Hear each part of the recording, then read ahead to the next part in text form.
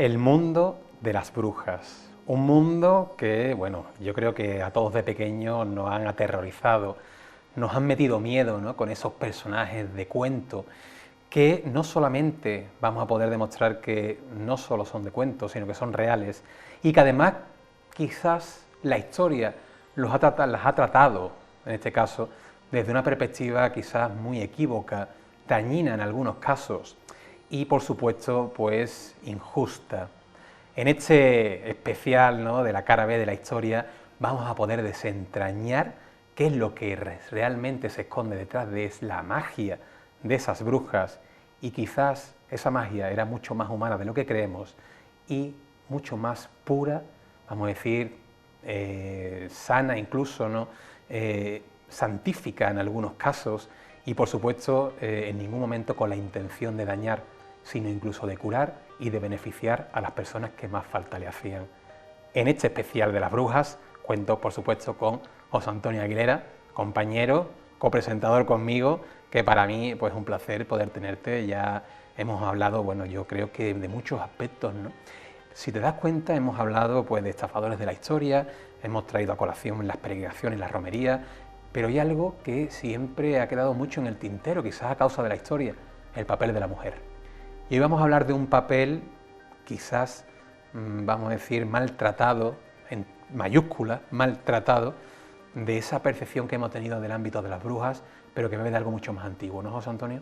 Efectivamente, nosotros, como hemos podido ver en la introducción, las brujas, pero la bruja ya tiene una connotación muy negativa. Una persona bruja es una persona mala. Sin embargo, y hoy vamos a ver la cara B de esta historia, el mito de las brujas siempre viene de una realidad.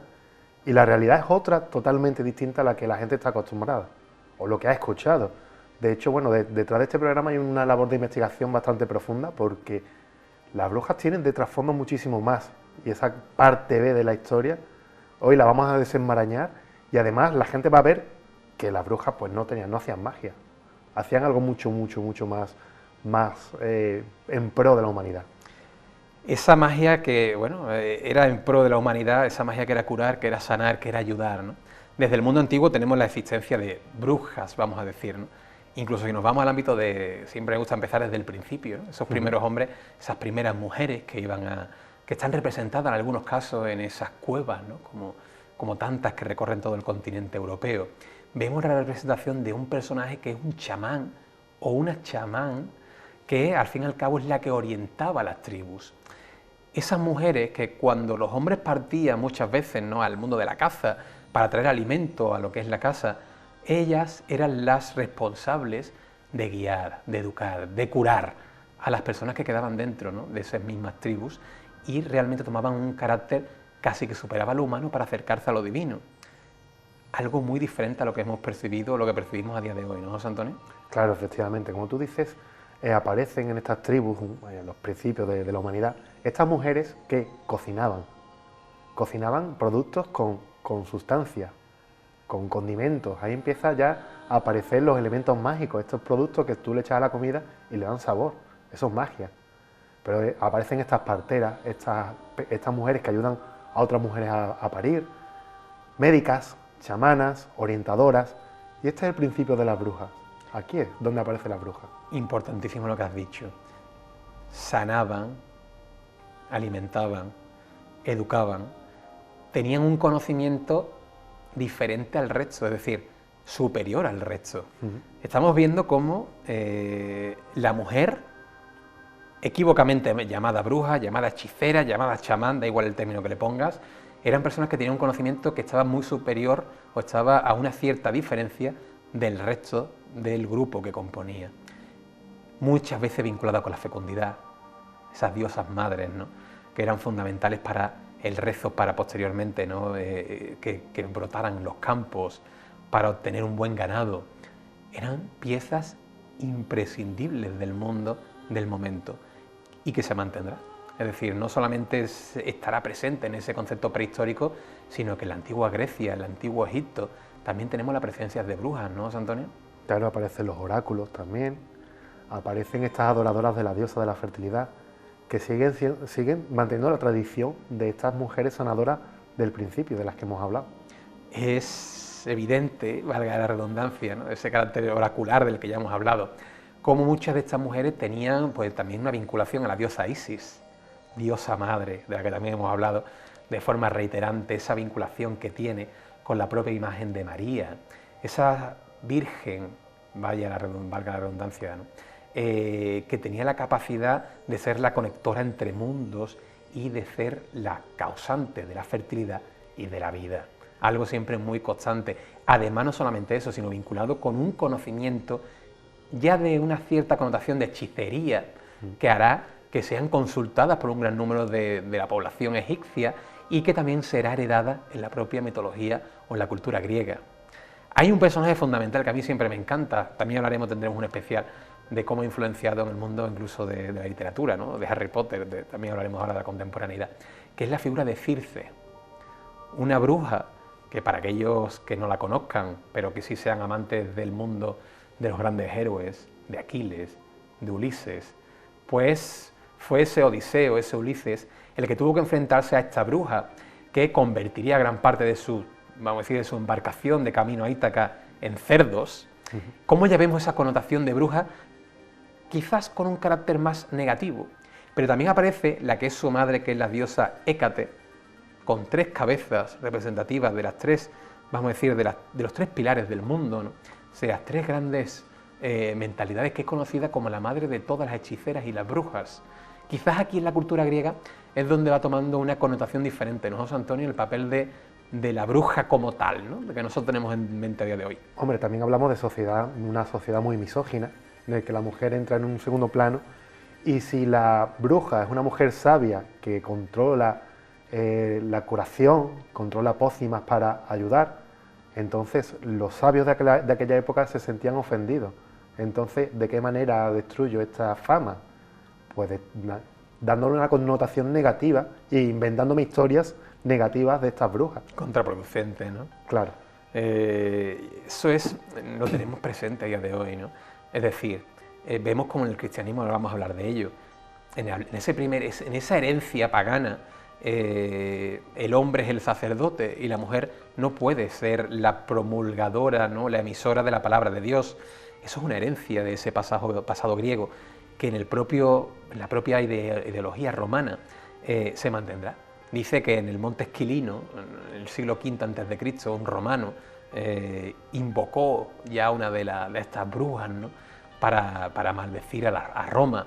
Vemos de nuevo esa idea que tú dices, ¿no?, cómo va tomando, pues a partir de la propia conducta o el ideal del momento, unas connotaciones que va determinando la visión que nosotros tendremos de las brujas, de estas mujeres sabias, en muchos casos, en este caso todavía marcadas de una cierta belleza, es decir, no estamos hablando de monstruos, de personajes grotescos, de ancianas, sino con una belleza determinante que atraían a los hombres y la llevaban por ese camino que ellas también querían que lo condujeran, ¿no? Eso que te dicen, te están embrujando, ¿no? Pues de nuevo, ese ideal, a veces muy equívoco, casi siempre, que se ha vinculado a la mujer y que bebe de esas manchas que tenemos hasta de nuestro propio pasado. Y llegamos a la Edad Media. Y en la Edad Media es cuando surgirá, pues el cristianismo será pues ya el poder imponente, ¿no? Evidentemente no hay que achacar nada a la cristiandad, sino a la propia mentalidad, el contexto, porque no podemos decir el cristiano, el musulmán, el judío, es algo que se respiraba en todo el mundo, que era quizás hasta por el propio miedo de que la mujer adquiriera esos dones, ¿no?, que había contado desde antiguo, pues quizás marcar una diferenciación. Y surgirá un hecho determinante, en este caso por el Papa Juan XII, que será la ley sálica. ¿Te suena, José Antonio, la ley sálica? Cuéntame algo sobre esta ley sálica que tú conozcas. Bueno, a partir de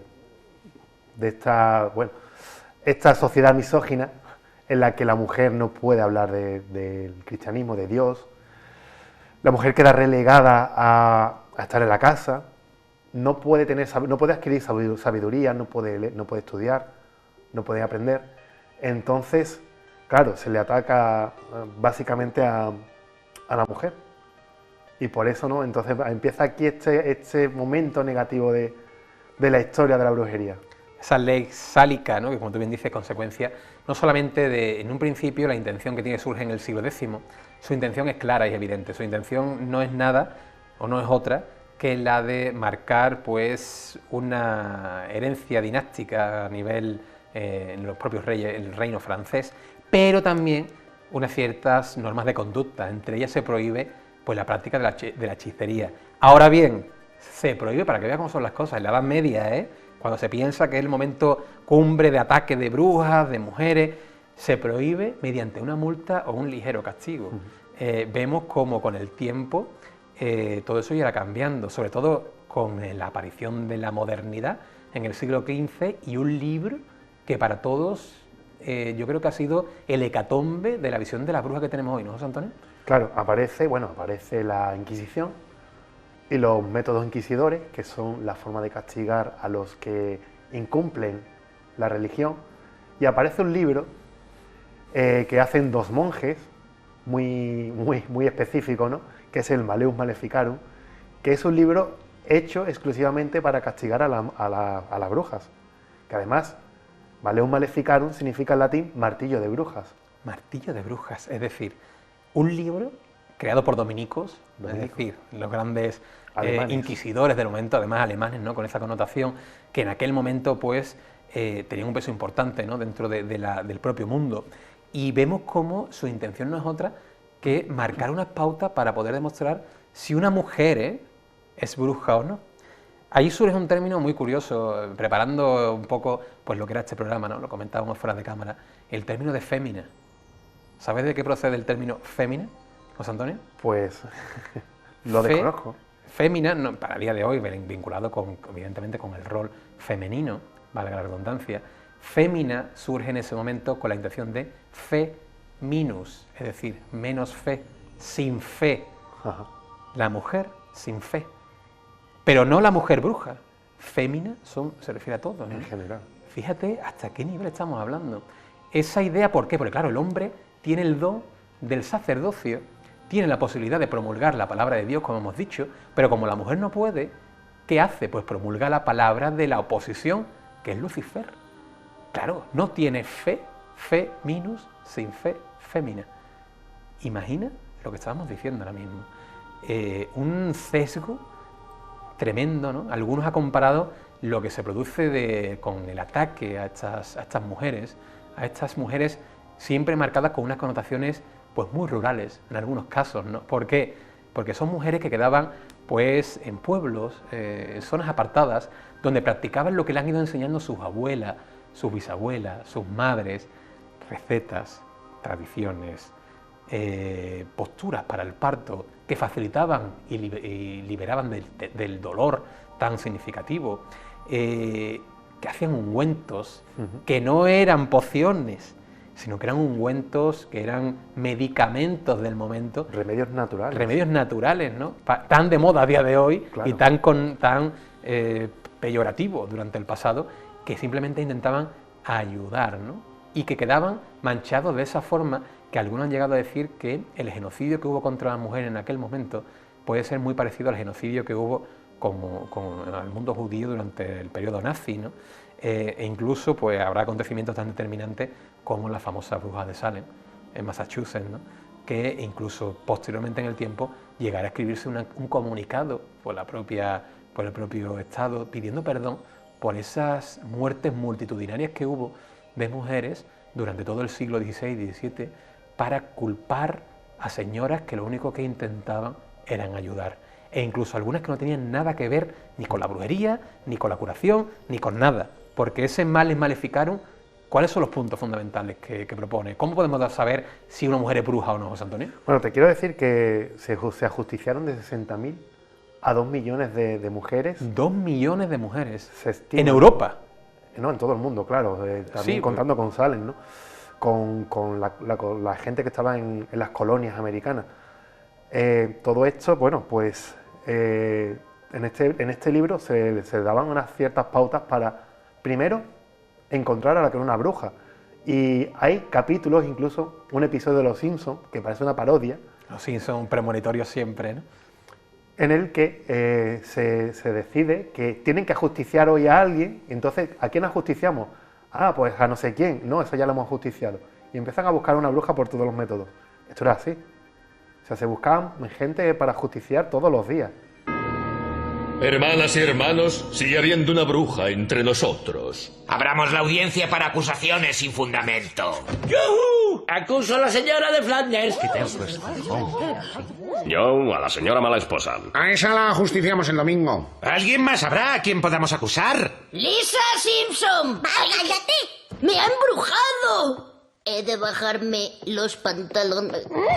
¡Recuperemos el juicio, caballeros! Esta caza de brujas se está convirtiendo en un circo. ¡Es la bruja! Estaba a punto de acusarla. ¡Están locos! ¿Yo qué voy a ser bruja? ¡Ah! Entonces explica por qué tu colada es más blanca que la mía. ¡Ya es suficiente! ¡A la hoguera! Pero bueno, ¿esto qué es? ¿Un juicio o una pantomima? Amigos, no nos convirtamos en populacho. Ella tiene derecho a un proceso justo. El proceso es el siguiente. Usted se sienta en la escoba y la arrojamos al precipicio. ¿Qué? La cosa está clara. Si es inocente, caerá y morirá como una cristiana. Si por el contrario es novia de Satanás, volará con su escoba hasta un lugar seguro. Y en tal caso deberá volver para ser torturada y decapitada. Duro, pero justo. ¡Alto! ¿No dice el libro sagrado? No juzguéis si no queréis ser juzgados. Sí, es cierto, lo dice la Biblia. La Biblia dice muchas cosas. Al vacío.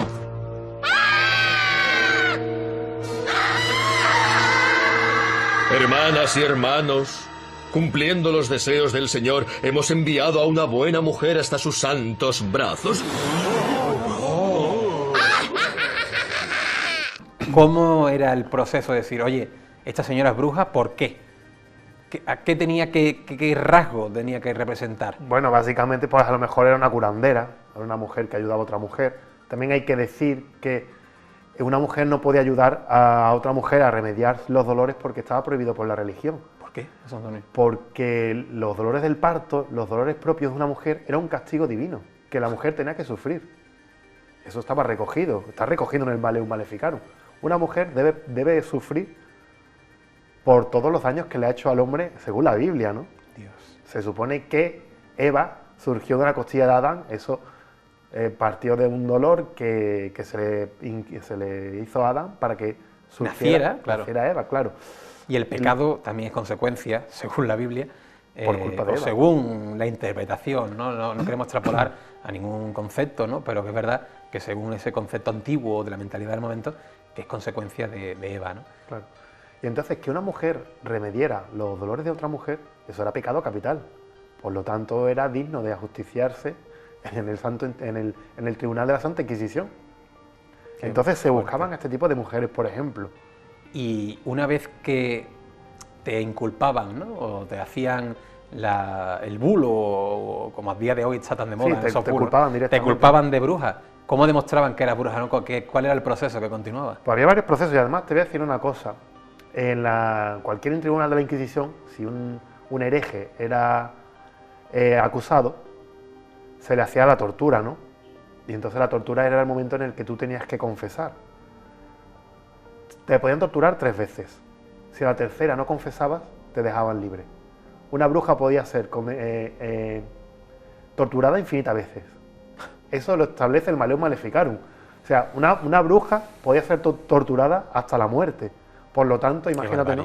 Claro, la barbarie.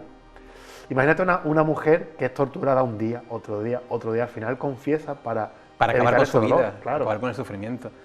Y una de las prácticas que se hacía, ¿cuál era, José Antonio? Pues había muchísimas prácticas. Pero hay una que es muy significativa, ¿no? Que aparece. Cada cual más ridícula. El precipitarlo al vacío, precipitarlo al aire, por ejemplo, era la primera práctica. Ve como te contaba, en este capítulo de Los Simpsons, acusan a Marge porque su colada es más blanca que la de las otras personas, por eso nada más. Que parece ridículo, pero eso era verdad. Hay escritos, ¿no? En el que decía que tal persona pues cocinaba mejor que otra, la envidia, ¿no? También. Es que las propias mujeres también eran, entre ellas también se acusaban por culpa de estas cosas, ¿no? Que es una pena. Pues se le lanzaba, la idea era lanzarla por un precipicio.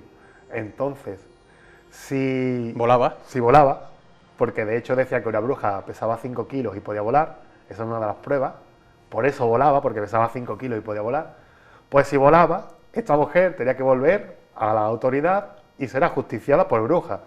¿Qué pasa? Que si no vuela, cae al precipicio y muere un alma inocente. Que bueno, pues gracias por acción divina, pues esta mujer ha ido al cielo. Que parece ridículo, que lo vemos en este capítulo de Los Simpsons, pero es realidad, Pero que es real. la triste realidad. Bueno, y hay otro capítulo, ¿no? Pero que también es real con la vida mía. Llegaban incluso a amarrarle los pies y las manos y meterlos en agua. En agua. Y ver si eran capaces de liberarse. Si se liberaban, evidentemente era una bruja. Pero es que esa era la prueba del agua, que si flotaba y sobrevivía, era una bruja. Si se hundía y prácticamente se ahogaba, era una persona normal y corriente. Lo que es increíble, José Antonio, estamos hablando de un libro que se escribe en el siglo XV, nacimiento de la imprenta, el Renacimiento, una visión matemática, platónica del mundo en muchos aspectos, y otra cara es esta. Es decir, algo tan ridículo y tan absurdo como que te voy a tirar por un precipicio y si vuelas, pues vuelves y te justiciamos, y si no has muerto, pero has muerto con tu alma limpia para ir al paraíso, ¿no? O te ahogamos y si flotas, pues es que son cosas tan dispares que a día de hoy, parece mentira, pero que a día de hoy, que esto hace 3 siglos, pero que a día de hoy sigue viviéndose cosas como esas en otras muchas culturas y en otras muchas mentalidades, y seguimos igual, ¿no? Y ese males maleficarum, evidentemente con el tiempo, pues va quedando obsoleto, ¿no? Con el nacimiento de la Ilustración. Pero es que prácticamente recién editado, en las primeras ediciones, ya hubo monjes que se negaron a acatar este Maleum Maleficarum y objetaban que, primero, esta ley de tortura no se aplicaba con la ley de la Inquisición, por lo tanto eso ya era injusto. Y después que se utilizaban métodos que no tenían sentido. Imagínate las torturas a las que estas mujeres se verían sometidas diariamente para declararse brujas y poder asesinar Que había a instrumentos de tortura que eran bárbaros, bárbaros. Bueno, y hay momentos, Antonio, hay un libro que, bueno, Javier Prado, que es amigo también de la casa y tengo la suerte de poder contar también con su amistad, tiene un libro muy interesante que es El viaje, una ruta por la España de las brujas. Y es muy interesante lo que él dice, y que está demostrado, ¿eh?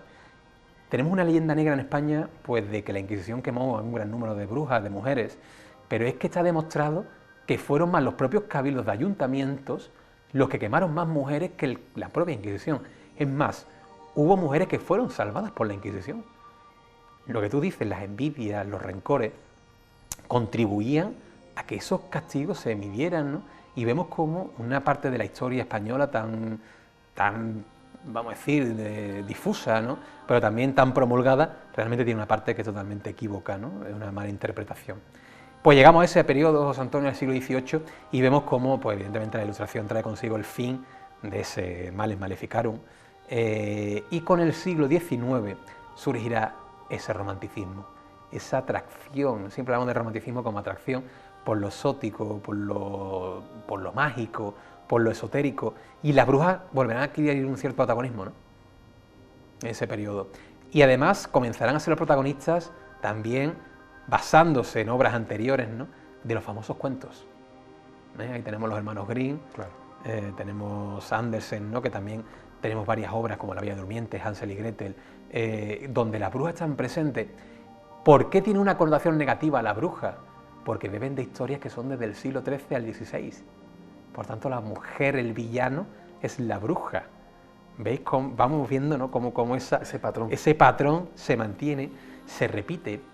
Y a día de hoy, pues no ha llegado a nosotros una mezcolanza de temas. Es decir, la bruja como algo negativo, la bruja como anciana, grotesca, pero a la vez bella.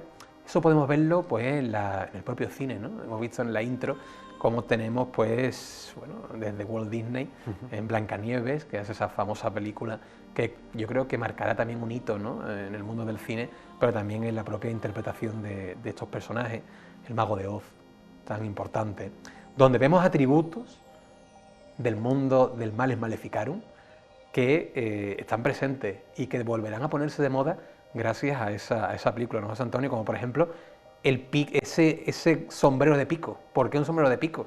Bueno, el sombrero de pico se empezó a atribuir porque los judíos, cuando la época cristiana, estaban mal vistos, ¿no? Y los judíos utilizaban un sombrero de pico, que era típico. Entonces se le empezó a atribuir como objeto pagano también a las brujas, que no llevaban sombrero de pico. Y pues este elemento pagano se les atribuye también a las brujas.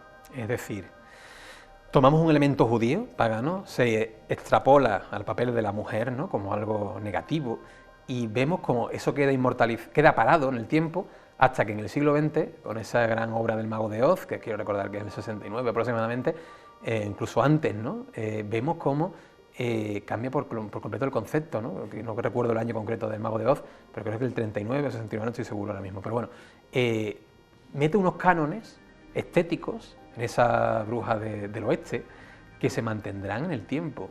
Ese sombrero de pico, y otra cosa que marca y que porta, que no lo llevará la bruja de Blancanieves, por ejemplo, ¿no?, es una escoba. Una escoba. ¿Por qué la escoba? Es un detalle muy importante. Además, esta escoba... ¿Bebe de la antigüedad también ese concepto, de la Edad Media, por ejemplo? Sí, viene desde el principio de la historia de las brujas. Y esto, aunque suene grotesco todo lo que voy a contar, está datado, hay escritos, hay incluso personas nobles que utilizaban este método. Es muy curioso, ¿no?, porque la introducción de la escoba es un elemento un tanto, lo que he dicho, grotesco y curioso. Y es que las brujas, como creadoras de remedios, conocedoras de la naturaleza, conocedoras de tantas sustancias que hay, como la belladona, el hongo del centeno, que era alucinógeno, que de ahí se extrae el LSD, pues ellas descubrieron prácticamente el LSD. Plantas como la mandrágora, que es una planta muy curiosa y que tiene también tendría también su capítulo completo de la cara de la historia, ¿no? Porque lo haremos. Pues tiene pinta, y además yo sé que tú como farmacéutico estos temas te fascinan. Lo haremos. Y tiene mucha relación con series como Harry Potter, ¿no?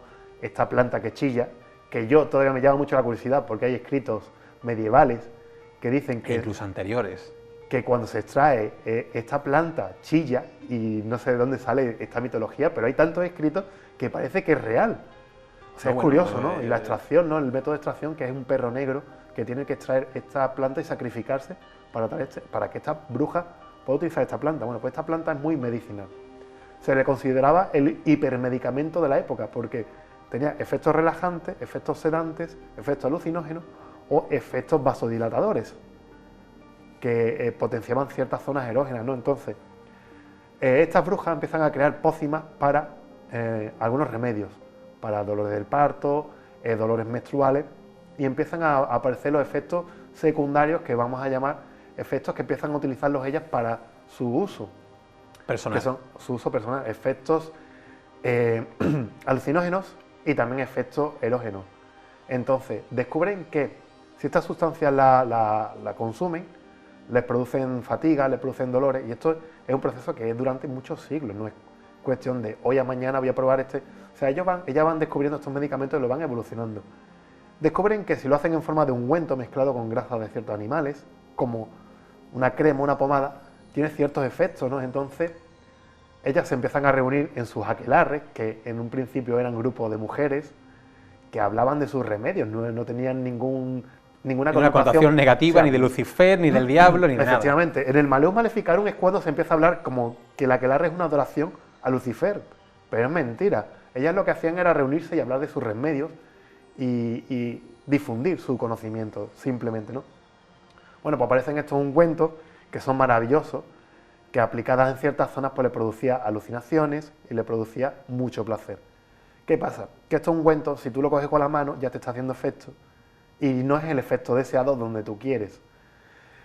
Si esto se lo untaban en sus partes íntimas, tenían unos efectos muy potenciados. ¿Qué pasa? Que no se sabe cómo, no se sabe qué, pero uno de los instrumentos siempre asociado a la mujer es una escoba. ¿Qué pasa si este ungüento se pone en la escoba y me lo froto por las partes íntimas? Pues tiene un efecto alucinágeno y un efecto impresionante que las hacía volar, literalmente. Ellas soñaban que volaban. Alucinaban, ¿no? Y entonces tenían estas alucinaciones compartidas en el que un grupo de mujeres utilizaba la escoba con estos ungüentos, se frotaban, tenían su momento de exaltación y después volaban juntas. Ellas decían, hay escritos, que ya te he comentado, ¿no?, que mujeres nobles se juntaban y decían que habían volado por ciertos bosques, o sea, literalmente volaban en su escoba. Bueno, estábamos alucinando, ¿no?, con esta idea. Esto se ha demostrado históricamente, es decir, Es hay real, documentaciones es real. históricas que así lo demuestran, que registros que habla de ello. Esos aquelarres que muchas veces estaban marcados por una connotación sexual, ¿no? Esa idea de orgías, ese libertinaje. Quizás el libertinaje estaba presente, pero tan simple o tan básico, ¿no? Como era algo tan humano como el placer, y que se manchaba con esas ideas del placer del diablo, ¿no? Y ese volar, ¿no? Que a día de hoy seguimos utilizando con esa visión y con esa pluralidad. Es impresionante, José Antonio, esa idea que fíjate, yo trayéndome a colación esto que has dicho, y para que veas que el tiempo no pasa y que se ha practicado con mucha mayor libertad todo ese tipo de elementos, hay pasajes que dicen que cuando Picasso está en París, había reuniones, aquelarres de hombres y mujeres que quedaban para pues estimularse sexualmente, ¿no? Y tomaban estupefacientes para que el placer fuera mayor. El mismo ideal del aquelarre de brujas se seguía practicando en el París de comienzos del siglo XX, y ya con una mente mucho más abierta, mucho más dispar y con una idea mucho más de libertad, ¿no? Por tanto, es impresionante lo que me acabas de decir. Me has dicho un perro negro. Las brujas suelen tener, o eso nos han enseñado, un gato negro. ¿Eso es verdad? Bueno, pues aquí vamos a echarle mucho la culpa a Hollywood y a estos recursos de las primeras películas de brujas, en el que se le empezó a asociar un animal. Básicamente era un animal de poder.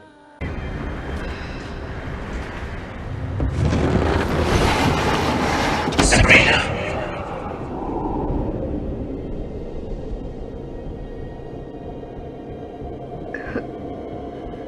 Who are you? Show yourself. I heard you calling in the woods. And I came. Aww.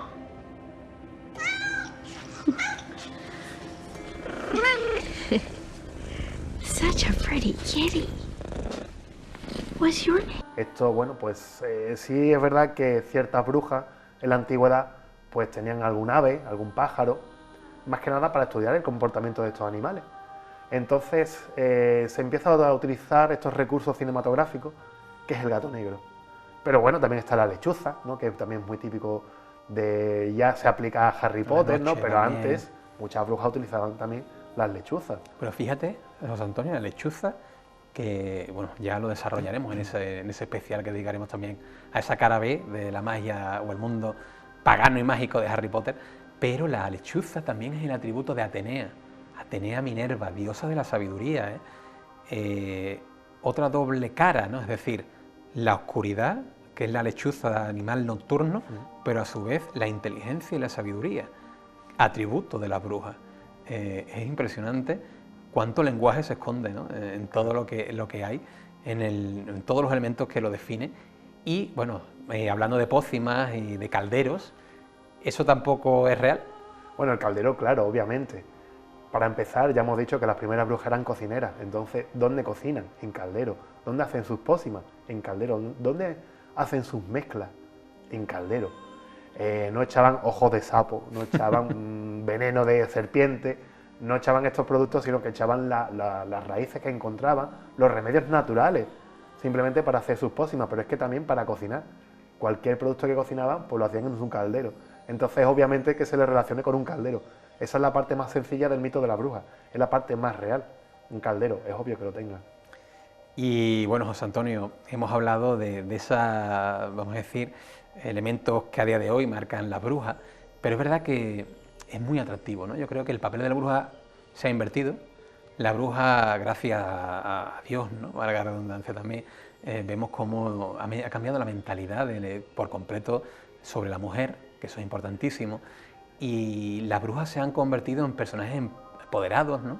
Personajes que vienen a representar, como hemos dicho, la sabiduría, el poder, el conocimiento, la posibilidad de la mujer como algo mucho más de lo que se había visto, pues dennotada, ¿no? Con el pasado y en el paso del tiempo. Y a día de hoy vemos la bruja, bueno, algunas días son heroínas, ¿no? Tenemos desde algo tan común del mundo del cómic, de lo que siempre nos gusta muchas veces hablar, ¿no? Tenemos la Bruja Escarlata, tenemos una serie muy famosa también que nos gusta traer, Agatha Harkness, que está centrada también en el mundo de Marvel, bueno, y tantísimas brujas, ¿no?, que vemos a día de hoy, reinterpretaciones de brujas de antiguas, ¿no?, como Maléfica, también esa película de Disney donde dan un giro por completo y te viene a dar una explicación totalmente diferente del origen del mito de este personaje. Y cómo ha ido cambiando Sabrina, Cosas de Brujas, ¿no?, serie mítica de los 90, donde llega a dotarse de un cierto humor, brujas adolescentes, academias, escuelas, que después veremos en personajes como el propio Harry Potter. Y yo creo que a día de hoy, bueno, hay otro gran momento que está viviendo ahora Wicked, que es esa también interpretación del Mago de Oz, donde la Bruja del Oeste no es tan mala como parece, y donde la historia pega un giro total de 180 grados, un giro copérnico, y comenzamos a ver a la figura de la bruja como algo totalmente diferente a lo que teníamos visto. Ya no es el propio mal, sino que es otra cosa muy distinta, es la escritura que han hecho del personaje, cosa que se ha ido haciendo con el paso del tiempo en nuestra sociedad y en nuestro mundo hasta el día presente. Bueno, yo creo que nos podríamos llevar hablando de brujas mucho tiempo, ¿no, José Antonio? Hay muchos detalles, además te voy a decir que hay un pueblo en Granada, en la Alpujarra, que veneran a las brujas, y es que fue reducto de las últimas brujas que venían huyendo de la Inquisición. Se refugiaron allí y fundaron este pueblo que es Soportuja. Soportuja. Y allí tienen tributos y imágenes a las brujas, y hay un festival de la brujería todos los años, o sea que es un reconocimiento también a lo que tú dices, ese giro de 180 grados a estas mujeres sabias, estas mujeres que luchaban por la humanidad, que no era otra cosa. Bueno, yo creo que acabar con ese ideal, yo creo que sería lo mejor para este programa, el poner en valor, ¿no?, que estas brujas no son brujas, ni mucho menos, y si lo son, benditas brujas, porque gracias a ello muchas mujeres pues pudieron aliviar el dolor, pudieron vivir, no solamente mujeres, también hombres, ¿no?, que se ponían en sus manos, en su conocimiento, en su sabiduría, son ejemplos, son modelos de lo que la mujer ha sido a lo largo de la historia, a lo largo del tiempo, y que ahora, en pleno siglo XXI, pues eso ha llegado, ¿no?, a convertirse pues en ese giro de moneda por completo, y la mujer a día de hoy es la heroína que siempre mereció ser. Así que con esto pues ponemos un broche de nuevo de oro a un nuevo programa más de la cara B de la historia, y os esperamos la semana que viene con nuevas historias que seguir desentrañando y seguir descubriéndoos.